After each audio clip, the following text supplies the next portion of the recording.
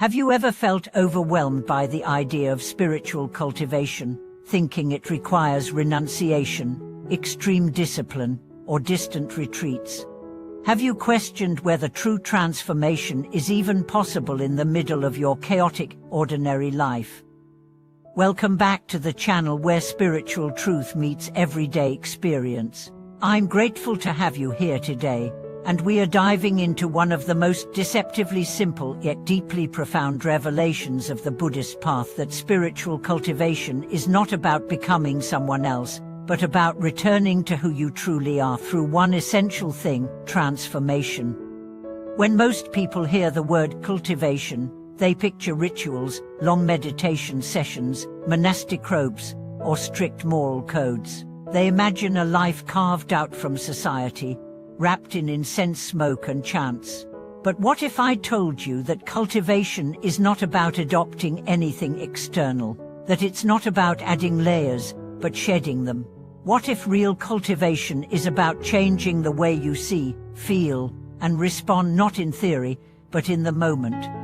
The truth is, cultivation is transformation.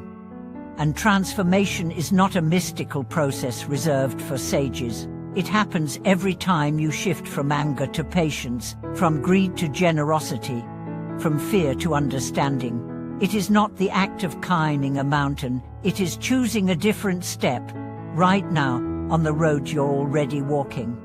Let's look at a story. A businessman once came to a temple during a difficult time in his life. His company was failing, his marriage was strained, and his mind was always agitated. He asked the monk there, "How do I begin cultivating?" The monk gave him a simple instruction. "Each time you feel overwhelmed, take one conscious breath. That is cultivation." Skeptical but desperate, the man tried it. On the first day, he took 3 breaths during a stressful call. On the second day, 5 before an argument with his wife. Over weeks, those breaths grew into pauses, and in the space of those pauses, he started seeing clearly, not only what was outside, but what was within. That was his transformation. Not flashy, not dramatic, but real. You see, most people think they need to become someone new to be spiritual. But the Buddhist path teaches that you're already complete. The layers you need to shed are the illusions, the clinging, the reactivity, the false narratives. Once those start falling away, your true self emerges not as a revelation, but as a return. Think of a clay statue. Over time, it's covered with dirt, moss, and vines. Cultivation isn't painting it gold, it's cleaning off what doesn't belong. And slowly, the beauty underneath is revealed. There's an old saying, the mind, once purified, reflects the moon. What clouds your moon? Not other people, or fate, but your own habits, anger, pride, distraction. Each act of awareness is a cloth that wipes the mirror. Let's look at what this really means in practice. You're in traffic, and someone cuts you off. The usual reaction is anger, maybe shouting. That's the old self. Cultivation begins the moment you notice that anger and pause. Maybe you still feel it, but you don't act on it. That pause is the beginning of a new self being born. Or consider jealousy. A friend receives good news, promotion, relationship, opportunity. Your heart stings. The old self says, "Why not me?" But the cultivated mind says, "May they be happy. May I learn from this." That thought might feel foreign at first, but every time you repeat it, it plants seeds of joy. Cultivation is not about not having emotions. It's about not being ruled by them. And it's not about reaching a final destination. There's no enlightenment medal waiting at the end. It's about becoming more intimate with your own experience, more honest with your own shadows, more compassionate with your own wounds. A teacher once said, "The measure of practice is not how long you sit in meditation, but how you treat people after you get up. How do you speak to your parents, your colleagues, your partner, That is where real cultivation reveals itself. Not on a cushion, but in conflict, in stress, in the ordinary. Let's go further. Transformation also means choosing to take responsibility. Before practice, we blame the world, our past, our karma, but cultivation says, everything that arises in my mind is mine to meet. That doesn't mean we take guilt, it means we take ownership. A cultivated person stops saying, they made me angry, and starts saying, anger arose in me. Why? What's underneath? That shift in language alone is liberation. Another element of transformation is simplicity.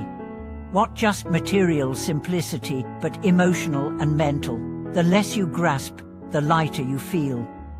The less you chase, the more you see. The more you let go, the more you receive. In this sense, a transformed person lives with ease not because life is easier, but because their mind has fewer hocks. They don't need to win arguments. They don't cling to outcomes.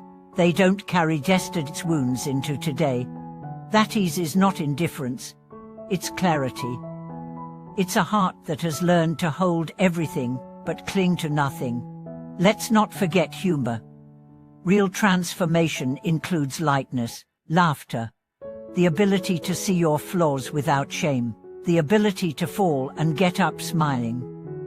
The Buddha was not grim, he was awake, and awakened people are joyful not because they avoid sorrow, but because they've seen through it.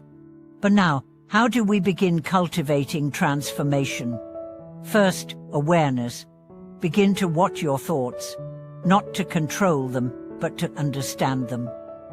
Awareness alone begins to weaken old patterns. Second, honesty. Be truthful with yourself about your attachments, your fears, your habits. This truth is the soul where transformation grows. Third, repetition. Real change is built on small, repeated shifts. Choose one, practice mindful walking, a daily mantra, breath awareness. Do it consistently. The results compound.